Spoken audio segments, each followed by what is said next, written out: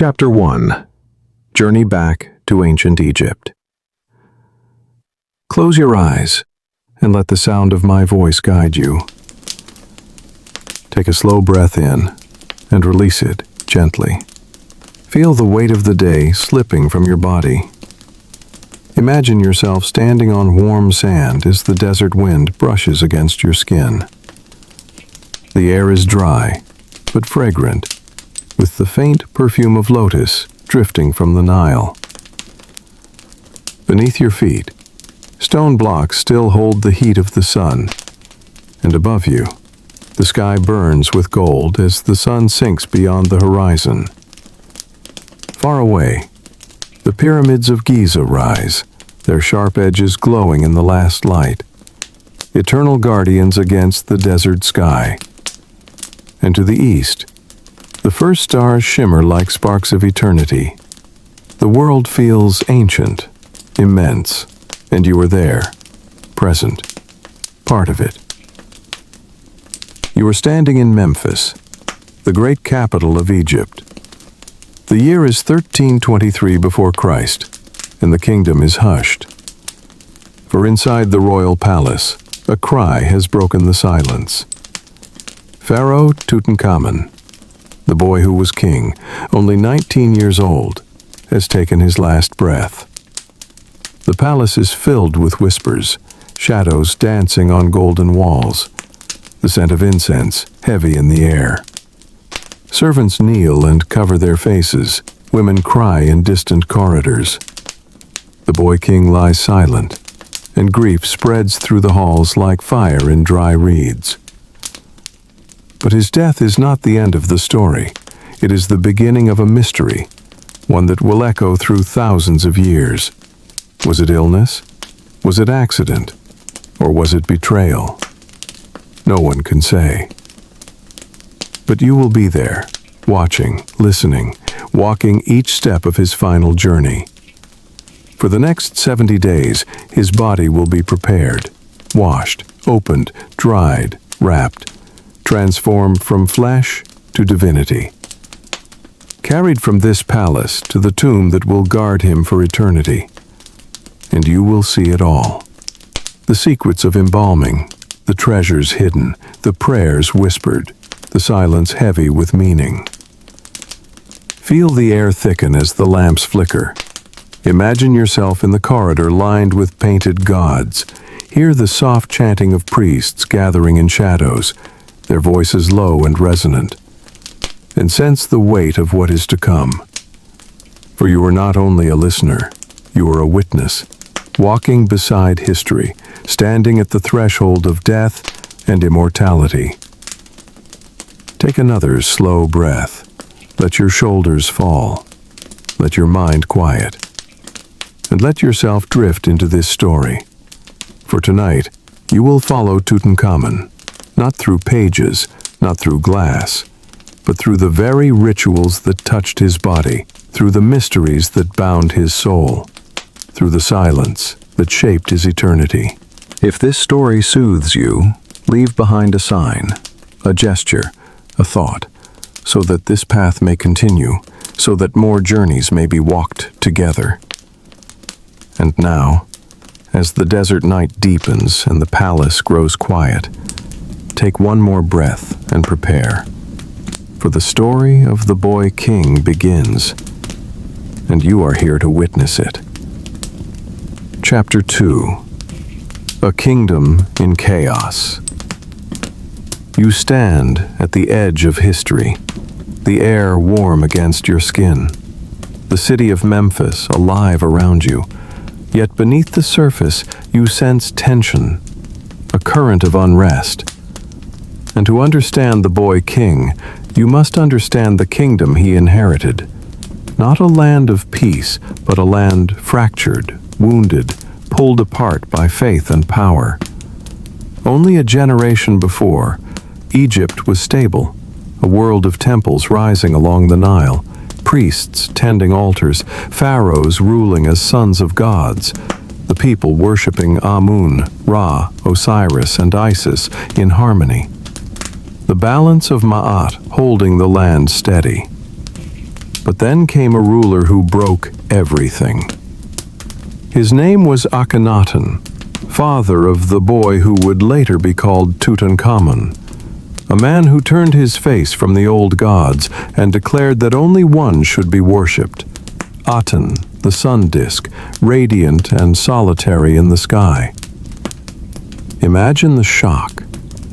Temples of Amun closed, their doors sealed with stone, statues smashed, priests stripped of power and cast into exile, prayers that had been spoken for centuries silenced, and in their place only hymns to Aten, only rays of the sun carved upon walls, only a single vision imposed upon millions. Akhenaten built a new city, far from Memphis, far from Thebes, called Akhetaten, the horizon of Aten. Streets wide and empty beneath the blazing sun, palaces carved with rays, temples bare but open to the sky. A place devoted not to the hidden god, but to the visible disk. And though the city shone, the people whispered. For they feared the old gods had been abandoned. They feared the balance of Ma'at was broken. They feared chaos would come. And chaos did come. The priests seethed, the nobles resented, foreign lands tested Egypt's strength, and the people wavered, caught between devotion and doubt, between tradition and heresy, between the power of a pharaoh and the silence of the gods. Into this world the boy Tutankhamun was born, his very name declaring him the living image of Aten, a child of the new faith, a symbol of change, yet still only a child, small and fragile, caught in the storm his father had created. Generals watching with sharp eyes, priests urging him to restore what had been broken, each voice louder than his own, each hand guiding the hand of the boy king. Two men stood close. I, the elder statesman, silver hair, patient, calculating, and Horemheb, the general, hard, commanding, ambitious, both powerful, both waiting, both shaping the child. And though the boy was called Pharaoh, the kingdom was theirs to move. Slowly the tide began to shift. Temples reopened. Statues of Amun raised again. Hymns restored. Priests welcomed back. And with it, the boy's name changed. No longer Tutankhaten, image of Aten, but Tutankhamun, image of Amun. And with that single change, Egypt turned back to the old gods, back to the hidden lord of Thebes, back to the balance they had known. And the people rejoiced.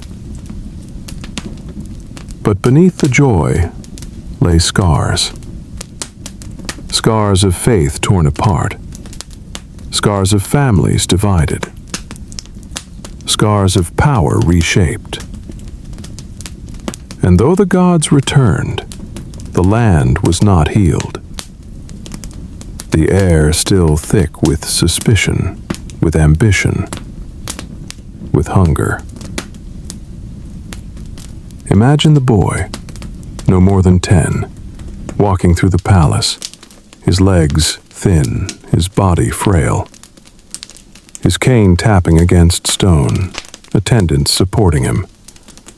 And though he wears gold, though he wears linen, though he bears the crown, you see the vulnerability, the weight far greater than any child should carry. Yet still he must learn. Scribes teaching him to read the words of the gods, priests instructing him in ritual, generals training him to ride the chariot, to hold the bow, to strike like Horus against enemies. And though his body falters, his image must not. For to the people, he is not a boy. He is divine, the living Horus, the son of the sun. Nights in the palace are filled with whispers, the Queen Mother advising, nobles conspiring, priests debating, generals pressing for war. And through it all the boy listens, nods, signs his name upon decrees written by others, carries the burden of decisions not his own. And though his lips are silent, his face is painted upon walls, his figure carved in stone, his presence immortalized, even as he remains a child. You observe closely. You watch the glances exchanged in the court, the flicker of rivalry between Ai and Horemheb, his image enough to calm the storm. You feel curiosity sharpen within you. You wonder how it felt to be that child, to sit beneath the crown and feel its weight press against your skull, to walk with a cane through halls painted with gods, to hear voices louder than your own decide the fate of millions. And you realize that the boy king's life was both privilege and prison, glory and burden, divinity and fragility entwined. The kingdom outside still trembled. Foreign enemies pushed at the borders. Letters arrived pleading for aid, vassals begging for gold, for soldiers, for Egypt's might. But often those pleas went unanswered, the generals cautious, the court divided, the boy silent. And those statues carved him as conqueror, smiting foes, hunting lions. In truth, he limped. In truth, he faltered. In truth, his battles were not upon the field, but within the palace walls. And so the kingdom remained in tension, outwardly restored, inwardly fragile, a land of grandeur and shadow, a land balanced upon the shoulders of a boy. And you stand, watching, observing, feeling the weight of the moment, the fragile balance of faith and power. And you know that though the temples shine once more, though the gods have returned, the scars remain. The kingdom is not yet safe, and the boy who bears its burden is not yet secure. Chapter 3. The boy who would become king. You are standing once again inside the palace of Memphis.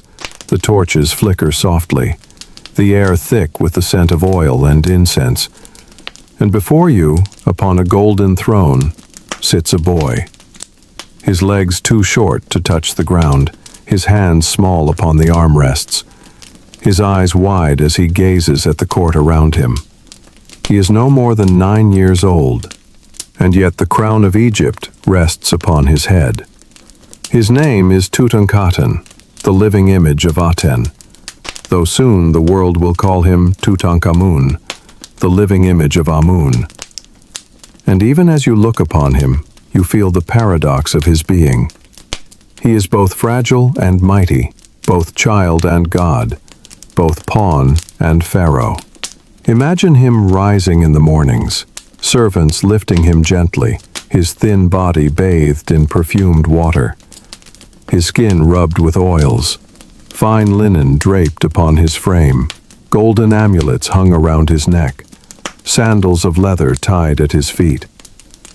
And yet behind the ornaments, you see the weakness, the way he leans upon a cane, the way his steps falter, the way his body struggles against the weight of expectation. He eats at long tables covered in fruit, bread, meat, honey. Yet physicians whisper of frailty, of bones thin and brittle, of fevers that linger, of pain that hides behind each one bowing before the boy, but speaking louder than him, their voices urging decisions, their hands guiding his hand to sign decrees, their ambitions weaving around him like serpents. And you watch the way he listens, nods, obeys. And you see the way I, the vizier, hovers near, whispering calm counsel, and the way Horimheb, the general, stands tall, his gaze sharp, his presence heavy with unspoken power. And you realize that though the boy is called Pharaoh, the kingdom belongs to those who surround him. Yet Tutankhamun is not only passive, not only silent. You sense in him a spark, a will, a desire to be more than a figurehead, a longing to grow into the title pressed upon him. And though he is still a child, you see his eyes widen when priests speak of the gods, when scribes show him the sacred texts, when generals teach him the art of the hunt and the chariot. He tries, he struggles, he fails, he rises again. For within him there is both fragility and determination, both weakness and fire. His name changes. Tutankhaten becomes Tutankhamun. And with that change, the gods return, temples reopened, hymns sung again, priests restored. The old faith rising like a river after drought, and the boy stands in ceremonies, his small hand lifting offerings, his voice reciting prayers, and the people cheer, not because they believe in the boy, but because they believe in the symbol, the image of Amun alive again. The wound of heresy slowly closing. Imagine his evenings in the palace, sitting with Ankh-Esenamun, his young bride, his half-sister, no older than he. Two children dressed in gold, paraded as divine. Yet in private, perhaps laughing quietly, sharing fears, clinging to each other in a world that demanded they be more than human. And you sense their bond, fragile yet real, the only comfort in a court of masks. Still, the whispers continue, of enemies at the borders, of nobles seeking advantage, of priests maneuvering for power. And always the boy is at the center, his image carved in stone as warrior, as hunter, as king. Though in truth, he limps, he aches, he struggles. His cane tapping upon the floors of marble, his breath catching in long halls. You watch him in lessons with scribes, tracing hieroglyphs upon papyrus, his hand small, his brow furrowed, repeating the sacred names of gods, learning the laws of Ma'at, or Amun the Hidden One, he has been commanded to serve. Perhaps he wonders whether he is truly chosen, or merely a child trapped in a game of faith and power.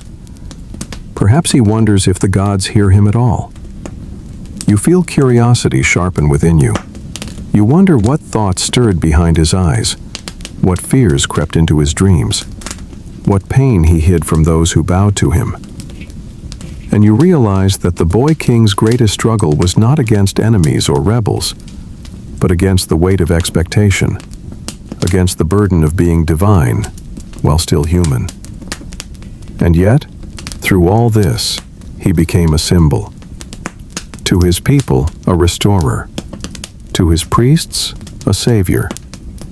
To his generals, a figurehead. To his queen, a companion. To history, a mystery. And though he was only a boy, you sense the paradox of kingship within him. Fragile, yet eternal. Silent, yet powerful. Lost, yet remembered. You observe him closely, your eyes tracing every gesture, every weakness, every flicker of strength. And your mind cannot rest, cannot stop asking, how did he feel? How did he endure? How did he carry a crown heavier than his own body? How did he survive even 1 year, let alone 9, upon the throne of the mightiest empire of the ancient world? The answer does not come, It lingers like a shadow, like a whisper, like a riddle without end. And you remain watching, restless, curious, unable to turn away, unable to close your eyes. For the story of Tutankhamun is not only history, it is humanity magnified. A boy turned into a god, a child trapped in eternity. And you know the mystery has only begun. Chapter 4, the first day, the death of the Pharaoh. The palace is quiet, the air heavy, the sky outside dim with the last light of the sun. And within the royal chambers the boy king lies upon his couch, his breath shallow, his skin pale, his eyes half closed. And though the doctors hover near with jars of oil, with bandages, with prayers, you sense it, the inevitability, the moment when life begins to slip, when even kings cannot hold it back. Tutankhamun is only 19, a boy still in years though burdened with the crown of eternity. His body frail from birth, his bones weakened, his gait broken. His heart perhaps burdened by illness, perhaps by injury, perhaps by poison whispered in shadow. No one can say. But the truth is written in the silence of the chamber, in the bowed heads of servants, in the trembling hands of priests. The king is dying. You watch from the corner of the room, unseen, a witness to history, and your eyes fix upon his face, the way his lips move as though forming words. Whether Amun opens his arms, whether Aten glows upon the horizon, whether death itself stands near. The queen Ankhesenamun kneels at his side, tears streaking her face, her small hands clutching his, whispering his name again and again, her voice trembling, her body shaking, and you feel the weight of her grief. For she too is only a child, bound in gold yet broken by loss. Her husband, her brother, her king slipping away. And her cries echo through the chamber like the wail of Egypt itself. The doctors speak softly, of remedies tried and failed, of herbs burned and swallowed, of oils rubbed upon skin. But their voices are hollow, their eyes defeated. They know the truth. They know the boy cannot be saved. And still they act, still they pour, still they press their hands. For to stop would be to admit failure, to accept the fall of a divine body, to acknowledge mortality within the immortal. Priests arrive bearing incense, their chants rising like smoke, words of protection, words of passage, words meant to guide the soul from flesh to eternity. And their voices mingle with the sobs of the queen, with the murmurs of the servants, with the silence of the dying king. And the chamber becomes a place between worlds, half in life, half in death, heavy with transition. You feel the air thicken, your own breath catching, as though you too are caught in the weight of the moment, as though the walls themselves lean closer to witness, as though every painted god upon them stares intently at the bed, at the boy, at the flicker of his life. Outside the palace, the city grows hushed. News spreads like fire upon the wind. The Pharaoh is dying. The people gather in courtyards, in temples, in streets, their voices lifted in prayer, in fear, in mourning. For though many never saw his face, though many knew his rule only as name and symbol, still he was Pharaoh. Still he was Horus upon earth. Still his death means uncertainty, chaos, the threat of disorder. Back in the chamber, his breaths grow slower, weaker, the rise and fall of his chest shallow, fragile, barely seen. And then for a moment, it ceases. A silence deeper than any before.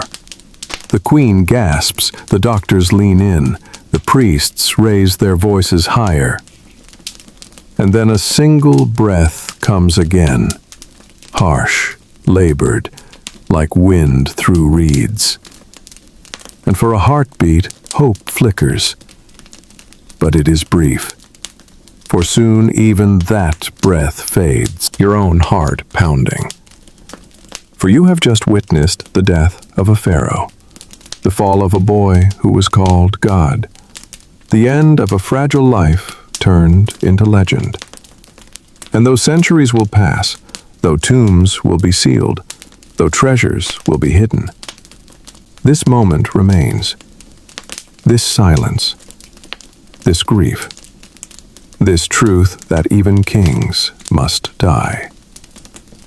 His body is prepared, the physicians closing his eyes, binding his jaw, laying him flat upon linen sheets, covering him with a white shroud. And the queen watches, her face pale, her hands trembling, whispering prayers, calling his name, refusing to leave his side. And the chamber echoes with her grief, with her disbelief, with her sorrow so raw it cuts through incense, through ritual, through the silence of stone. Courtiers gather outside the doors, their voices hushed, their faces grim. Already whispers begin. Who will rule now? Who will claim the throne? Will I, the vizier, step forward? Will Horemheb, the general, seize power? Will the queen hold influence? And you hear the tension, the hunger beneath their fear, the sense that even in death, the boy king is not free. Even in death, his body is surrounded by ambition. Even in death, his spirit is pulled between hands, grasping for power. Night falls heavy upon Memphis, the palace cloaked in shadow, the city filled with weeping, the temples ringing with prayers. And yet within the chamber of death there is stillness, the body of Tutankhamun resting upon the couch, his soul already on its path to the stars. His Ka and Ba leaving flesh, beginning their journey toward Osiris, toward judgment, toward eternity. And you feel the shift, the way the air changes, the way the silence deepens, the way the gods themselves seem present. Days pass in sorrow, the court draped in black, the queen veiled, the people mourning. And yet beneath the mourning, work begins, for the body must be prepared, the funeral planned, the tomb readied. And so priests gather, embalmers sharpen knives, artisans carve, goldsmiths polish, scribes write spells upon papyrus. For the 70 days of transition have begun. 70 days of ritual, 70 days of transformation, 70 days in which a boy becomes a god. But in this first moment, in this first night, there is only grief, only sorrow, only the silence of a life ended too soon, a crown that crushed instead of raised, a king who was still a child. And you stand there, you feel it, you witness it. The death of Tutankhamun, the death of a pharaoh.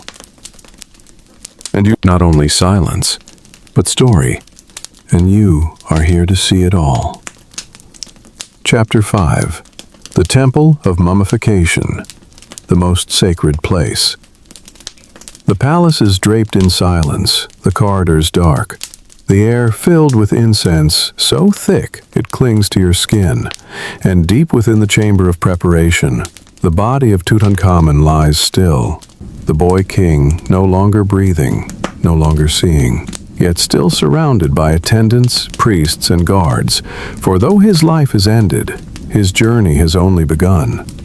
You stand in the corner, unseen, watching as priests, dressed in leopard skins, move with solemn precision, their faces shadowed by torchlight, their voices low, as they chant words written thousands of years before, words meant to protect the Ka, to guide the Ba, to prepare the soul for eternity. The first night after death is sacred, for it is the night when the soul lingers near, when the body still holds echoes of life. And so every gesture matters, every word carries weight, every breath of incense shapes the path of the departed. You feel the air vibrate with power as the Sem-priest steps forward, carrying a vessel of pure water drawn from the Nile, its surface shimmering with reflected fire. And he sprinkles it upon the body, droplets glistening upon pale skin. And he whispers to Happy, to the god of the river, asking that this water wash away impurity, that it cleanse the flesh for the sacred work ahead. Servants bring jars of natron, the sacred salt of the desert, the gift of the land itself, crystals sharp and dry, meant to draw moisture from flesh, to preserve, to guard against decay. And the sight of it fills you with awe, for this is not science alone, this is ritual, this is magic, this is faith made tangible. The embalmers sharpen their knives, bronze gleaming in torchlight, and the priests raise their voices louder, chanting to Anubis, jackal-headed lord of embalming, guardian of the dead, asking him to guide their hands, to protect their work, to stand watch as flesh is opened, as organs are removed, as the body is transformed from mortal to divine. You sense the tension in the room, the mixture of fear and reverence, for to cut the body of a king is dangerous, sacred, perilous. One mistake could bring wrath, one slip could anger gods, one error could curse eternity. And yet they proceed, steady hands, careful movements, as though each touch is weighed upon the scales of Ma'at. The incision is made, a cut along the side, and the smell of flesh and blood rises, sharp, heavy, mingling with incense. And though your stomach turns, you cannot look away. You are transfixed. For this is the moment when the boundary between life and death is crossed, when the body ceases to be human, each placed in vessels, each vessel carved with the face of a son of Horus, guardians of the organs, protectors for eternity. And the priests chant the names, whispering spells, asking protection, sealing power within jars of alabaster and stone. The heart is left, for now, the sacred center of being, the seat of memory, of thought, of morality.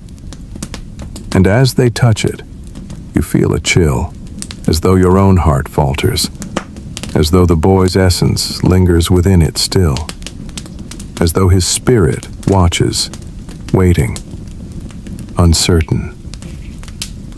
The skull is opened, the brain drawn out with hooks, the cavity cleansed, filled with resins, and though the act feels brutal, harsh, strange, the priests chant with every movement, softening the violence with words of eternity, reminding you that this is not destruction, but preparation, not mutilation, but transformation.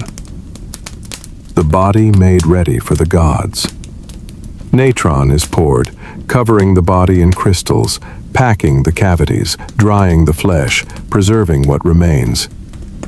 And the body is left for days, weeks, the salt drawing life away, leaving only form, only vessel, only the shell of a king. And you feel the weight of time pressing down, the slow shift from flesh to eternity, the transformation that cannot be rushed. Outside the chamber, the city weeps, the people mourn, the priests chant, the generals whisper, the viziers plot. And all the while within these hidden rooms, artisans and embalmers labor, unseen, uncelebrated, yet vital. For without them the boy king cannot pass to eternity. Without them his Ka will wander, lost. Without them, his name will fade. You observe the artisans, their hands steady as they melt resins, as they pour oils fragrant with cedar, myrrh, frankincense, scents rising like offerings to the gods. Smoke curling around the still form, clinging to it, seeping into it, as though binding spirit to flesh, as though sealing immortality within mortal remains. Days pass, the salt working, the priests returning, the chants unending. And you feel the monotony, the rhythm, the way ritual creates time, the way repetition shapes eternity.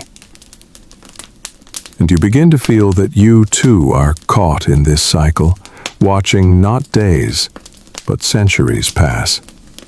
Watching not one body, but all kings of Egypt prepared the same, each cut, each chant, each vessel, each jar, a link in an endless chain. When the body is ready, the natron is removed, the flesh dry, tight, preserved, the cavities filled with linen soaked in resin, restoring the senses, giving the body power to see, to speak, to hear in the afterlife. And their voices rise higher, louder, filling the chamber, shaking the walls, and you feel the presence of gods, the weight of eternity pressing close. The sense that Tutankhamun himself stirs, not in body, but in spirit, not in flesh, but in essence, awakening for the journey to come. The queen watches from a distance, veiled, silent, her grief hidden behind ritual, her tears unseen but present. And you sense her loneliness, her fear, her despair. For though the priests promise eternity, though the chants speak of paradise, to her the boy is gone, the husband is lost, the companion is no more. And her heart cannot be embalmed, cannot be preserved, cannot be healed. And still the work continues, layer upon layer of linen wrapped around the body, each fold soaked in resin, each fold whispered with prayers, each fold a barrier against time, against decay, against forgetting. And you watch the boy king vanish beneath cloth, his form hidden, his humanity concealed, his mortality erased, until only the shape of a god remains, bound in white, sealed in eternity. The embalmers step back, their hands sticky with resin, their faces weary, their eyes hollow, yet their voices steady as they chant the final words, as they lift the wrapped body upon a bier, as they carry it to the chamber of rest, where more rituals will follow, where more mysteries will unfold, where the journey will continue. You stand silent, overwhelmed, your mind spinning with questions, with wonder, with awe. What secrets lie in these rituals? What truths hide in these chants? What mysteries linger in the smoke? And you realize that you cannot look away, you cannot rest, you cannot close your eyes, for the story of Tutankhamun has become more than history. It has become a thread that binds you, pulls you deeper, demands you witness, demands you remember. The night grows long, the torches burn low, the air heavy with resin and incense, and still the chants echo, still the work continues, still the mystery deepens. And you remain, a witness, a shadow, a soul caught in the turning of eternity, unable to leave, unwilling to forget. Drawn ever deeper into the death, the embalming, the transformation of a boy into a god, into Tutankhamun, eternal. Chapter 6, Day 1, Sacred Purification. You stand in the chamber where the air is cool and heavy. The boy mixed with palm wine and fragrant oils, each drop believed to hold power, each touch a step toward divinity. They lift the body gently, their hands steady, their eyes lowered in reverence.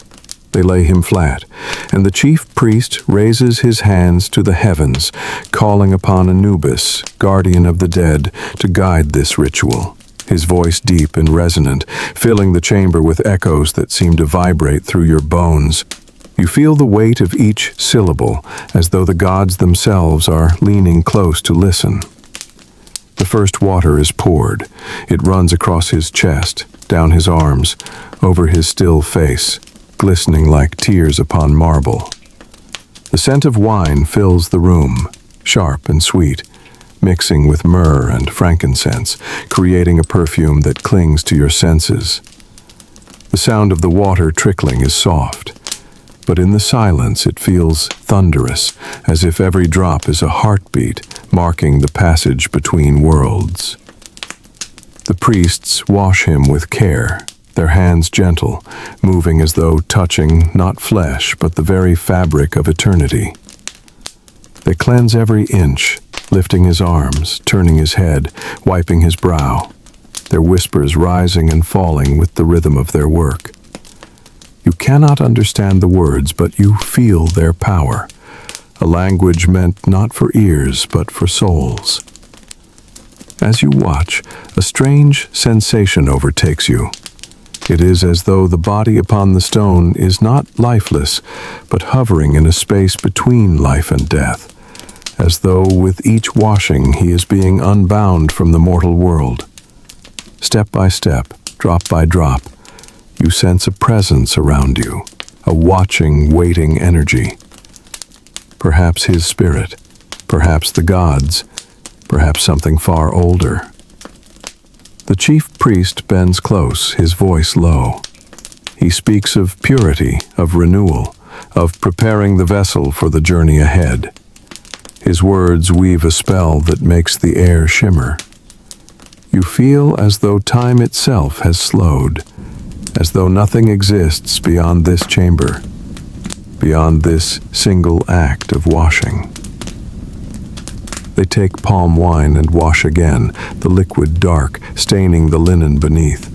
The scent is pungent, intoxicating, filling your lungs until you almost feel lightheaded. The priest dips cloths in the mixture and rubs the skin, removing the last traces of earthly life, cleansing away dust, sweat, imperfection, leaving only what is fit to become eternal. The oil lamps flicker, and for a moment you think you see movement, a shimmer across the body, as if light itself bows in reverence. They use water scented with lotus to anoint his hair, combing it gently, smoothing each strand, a gesture both tender and ceremonial, as though reminding the soul of beauty, even in death. Then they sprinkle powders of... You realize then that this is not just washing, it is rebirth. Each motion like the care of a mother bathing her child. Each gesture a reminder that death is not an end, but a beginning. That through this ritual he is being born again, not into this world, but into the world beyond. The priests murmur prayers to Osiris to grant the boy safe passage.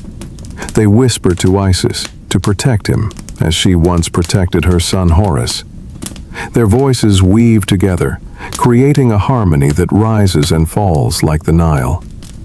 You feel caught in it, drawn deeper into the current of something vast, something eternal. One priest bends low and examines the skin. His face tightens.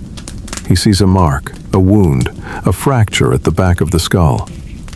He whispers to another. Their eyes flicker with unease. Is this the sign of violence, of an unnatural death? But they do not speak it aloud. They continue their work, hiding their fear beneath chants. For to reveal doubt would be to disturb the sanctity of the ritual. Yet you sense the tension, the unspoken question hanging in the air like a shadow. The washing continues, their hands steady, their faces unreadable. Yet you feel the unease beneath the surface, the mixture of sorrow and secrecy, of reverence and fear. They finish by anointing his skin with sacred oils, sandalwood, cedar, frankincense, each drop gleaming upon his flesh, each fragrance rising like smoke to the heavens, carrying with it prayers and promises. The chief priest raises his hand once more. He declares that the body is now pure, cleansed of mortal stain, prepared to enter the 70-day journey of mummification. His voice shakes the air. His words echo as if the very stones are repeating them. You feel the power of the moment press against you, heavy, undeniable. You look upon Tutankhamun, washed and anointed, his body gleaming in the lamplight, his face serene, his presence otherworldly. And you realize you are no longer looking at a boy, nor even at a king, but at something more, a vessel poised between humanity and divinity, a threshold that makes your heart tremble. And yet, even in this moment of purity, questions gnaw at you. What truly caused his death? Why the mark upon his skull? Why the unease in the eyes of the priests? What truths are being hidden beneath the chants and the incense? You feel curiosity burn within you, stronger than fear. A hunger to know, to see, to uncover what lies beneath the veil of ritual. The chamber grows quiet again. The lamps flicker lower. The priests step back, their faces weary yet resolute. The washing is complete, but this is only the beginning. For you are not just witnessing a ritual. You are stepping into the heart of a mystery that has haunted the world for millennia. A mystery that will lead you further than you ever thought you could go, deeper into the realm where gods and men meet, and where truth hides in shadows. Chapter 7. Day 2. Secrets within you. Remain in the chamber as the priests prepare for the most dangerous and most secretive part of the ritual, the unveiling of what lies hidden within the boy king's body. The moment when the barrier between flesh and eternity will be broken, and you sense that everything until now has only been a prelude, a quiet path leading toward a door that once opened can never be closed again. The chief priest steps forward, his eyes dark and unreadable. In his hands he carries a tool long and slender, made of copper and tipped with obsidian, sharp as the first edge of creation, and he raises it to the light, murmuring words older than dynasties, words meant to guide his hand and steady his heart. For what he is about to do must not falter, must not fail, must not draw the wrath of the gods. The body of Tutankhamun lies still upon the stone, gleaming faintly from the sacred oils that cover his skin. His face peaceful, almost innocent, and yet around him the air trembles, as if his spirit still lingers, watching, waiting, knowing. The priest leans close, and with a motion precise and unhesitating, he inserts the thin rod into the nostril, pushing deeper, breaking the thin barriers of bone. A sound almost imperceptible, yet echoing in your mind like a crack in the silence of eternity. And then he begins to stir, to twist, to pull. And what emerges is the substance of thought itself. The brain, fragile and unneeded in the world beyond, drawn out piece by piece, placed into bowls of alabaster, discarded without ceremony. For in the belief of Egypt, it is not the mind but the heart that carries the soul. And yet, as you watch, you feel unease. You see the faces of the younger priests shift, their eyes darting, their hands trembling slightly. For something is not as it should be. There is blood. Too much blood. clots dark and heavy still lingering where none should remain. And whispers break through the chanting, soft, fearful, uncertain. Was the boy struck down? Was this the mark of a wound, an injury that did not heal? A sign that his death was not of the gods but of human hands. They fall silent quickly, returning to their prayers. But you have seen, you have heard, and now you cannot forget. The thought coils inside you like a serpent, tightening, whispering. What if the boy was murdered? What if beneath the golden mask lifts a jar of resin and pours it into the cavity, sealing the emptiness, preserving the vessel for eternity? But the smell rises sharp and bitter, filling the chamber, making your head spin, making your breath catch. And in that moment you feel as if the air itself resists, as if something hidden has been disturbed, something that was meant to remain in silence. The chants grow louder, stronger, rising like a tide to drown unease.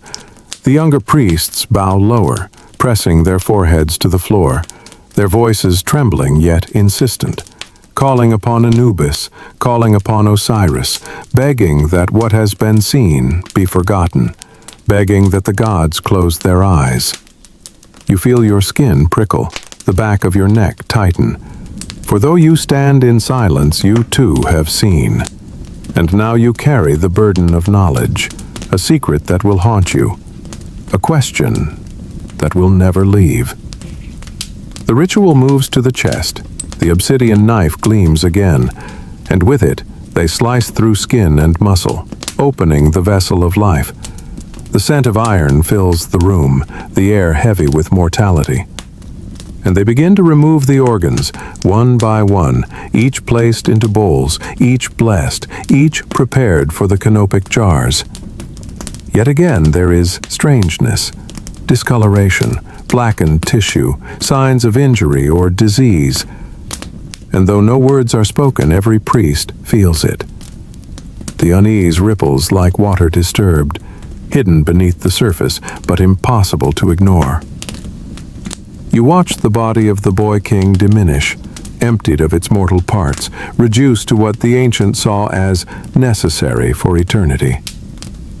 And you feel torn between awe and dread. Awe at the precision, the devotion, the sacred rhythm. And dread at the shadows that cling to every gesture, every discovery, every silence. For here in this chamber you realize that the story of Tutankhamun is not only the story of a king reborn, but perhaps the story of a boy betrayed. A mystery wrapped in linen and sealed in gold. A secret that even the priests cannot speak aloud. A truth that lingers like smoke, impossible to grasp, yet impossible to forget. The ritual presses on. The body is washed again, filled with resins and perfumes, the wounds hidden, the marks disguised. And with each step, the boy moves further from flesh, closer to God, further from truth, closer to myth. And you, standing in the shadows, cannot tell whether you are watching salvation or concealment, whether the gods are being honored or deceived. The priests chant louder now, their voices harsh, urgent, as though racing against time, racing against the gaze of something unseen. Their words pour over the body like waves, like fire, like chains meant to hold, but with secrets pressing against the walls, whispering, waiting. Tutankhamun lies still, his body changed, his vessel prepared, his soul guided. And yet, you sense he is not at peace. Not yet. The silence around him is too heavy, the shadows too deep, the questions too sharp. And you know that what has begun here will echo far beyond this chamber, far beyond this night, far beyond this life. You try to steady yourself, to breathe slowly, but your mind spins with images, with doubts, with possibilities. The boy king, the golden mask, the wound upon his skull, the blood within his brain, the whispers of priests too afraid to speak, and you realize you are caught, entangled, unable to turn away, unable to rest. For curiosity burns brighter than fear, and mystery binds tighter than sleep. The ritual ends in silence. The priests step back, their faces blank, their eyes lowered, as though nothing unusual has passed, as though the chamber has not revealed what it should not. But you know. You have seen. You carry the truth like a flame in the dark, fragile, yet undeniable, and it will not leave you, not tonight, not ever. The boy king is one step closer to eternity, one step further from the world of men. But his death is no longer only sorrow. It is a question, a riddle, a wound in history. And you stand at its edge, trembling, restless, wide awake. Chapter 8, Day 3, The Removal of Organs. The chamber feels colder now, though no breeze touches your skin. The torches burn steadily, yet their light seems dimmer, as though the very air has thickened with what is about to take place. And before you the boy king lies upon the stone table, his face serene, but his body about to be opened in the most secret, the most forbidden of all rituals. The separation of the inner organs, the unsealing of what lies within the fragile vessel of flesh. The priests gather close, their eyes lowered, their hands steady, but you sense the tremor beneath their silence. For this act is sacred and terrifying, an intrusion into the sanctity of the human form, an act that borders on violence yet cloaked in divinity. And you realize that what is about to happen is not only ritual, it is revelation. The chief priest raises the obsidian blade once more. Its edge glints black and sharp, a fragment of night cut into stone. And he holds it over the chest of Tutankhamun, his voice low, trembling with words, the gasp that rises not from lips, but from the souls of those who watch. And you feel your own breath catch, for you have never seen the body of a god opened, never seen the sanctity of skin broken, never seen what is hidden beneath. The air fills at once with the scent of iron, coppery, metallic, thick. Though the boy has been dead for days, the blood still lingers, clotted and dark, the smell rising like a ghost, mingling with incense but overpowering it, sinking into your senses until you almost taste it upon your tongue, bitter and heavy. The priests lean closer, their faces pale but resolute, their hands moving quickly, yet reverently. They reach into the cavity, their fingers glistening as they lift forth what was once the seat of life, the stomach, the liver, the lungs, the intestines, each organ glistening under lamplight, wet and trembling, placed carefully into bronze basins waiting nearby. And with each removal, the chants grow louder, faster, as though to cover the rattle of flesh, the wet slap of organs, the sound that no holy place should hold, yet does. You watch, and with every motion you feel torn between awe and revulsion, between the sacred and the profane. Your stomach twists, but your eyes cannot turn away, for this is truth, raw and undeniable, the truth of mortality, even in one called divine, and it chills you to the core. The younger priests whisper to each other, their eyes darting, for what they see troubles them. The liver spotted with dark patches, the lungs scarred, the heart strangely absent or damaged. And though they say nothing aloud, you feel their fear, the weight of unspoken words pressing into the air, questions no one dares voice, questions that linger like shadows. Was this illness? Was this injury? Was this poison? Was this the hand of man upon a king? The heart, most sacred of all organs, is sought, but not found whole, the cavity empty, burned or broken. And at this discovery the priests falter, their chants stutter, their eyes widen. For without the heart, the soul cannot be weighed by Anubis, cannot be judged in the hall of Ma'at, cannot pass into eternity. And a shiver runs through you. The realization that something has gone terribly wrong, that this boy king may have been denied not only life, but afterlife.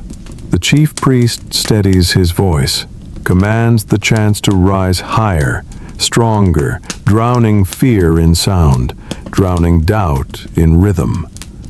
But you hear the tremor in his tone,